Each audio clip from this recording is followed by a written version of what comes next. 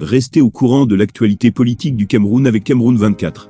Notre équipe de journalistes expérimentés fournit des informations vérifiées en temps réel, avec une vue équilibrée sur les questions controversées. Nous sommes une source d'informations fiables basée sur des faits vérifiés et des sources crédibles. Abonnez-vous dès maintenant à Cameroun 24 pour ne rien manquer des derniers développements politiques et rejoindre une communauté engagée et informée.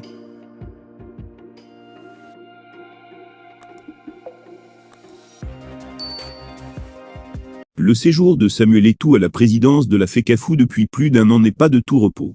S'il a résolu les problèmes trouvés en instance devant le tas notamment, il s'est également attiré plein d'ennuis. Ses admirateurs estiment que c'est de bonne guerre, puisqu'il est venu taper dans la fourmilière où beaucoup avaient pris leurs aisés pour sûrement remettre de l'ordre dans ce brouhaha de révélations à tout va. La presse nationale et internationale est conviée au point de presse du président de la Fédération camerounaise de football, Samuel Eto'o, ce mardi à 11h précise au siège de l'institution à Yaoundé. Cette conférence de presse intervient quelques jours seulement après la mise à l'écart du 4e vice-président de la FECAFOOT, Henri Njalakan. Selon lui, Eto'o serait un menteur et un manipulateur.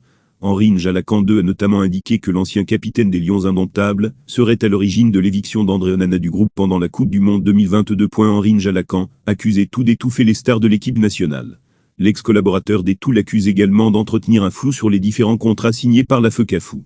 Njalakan affirme également que l'ancien buteur du FC Barcelone a menti qu'il ne devait pas toucher son salaire. Une fois élu, Eto'o a envoyé un message sur son compte Instagram disant que l'individu concerné était à genoux à l'époque suppliant de sauver sa carrière. De quel football parle-t-on?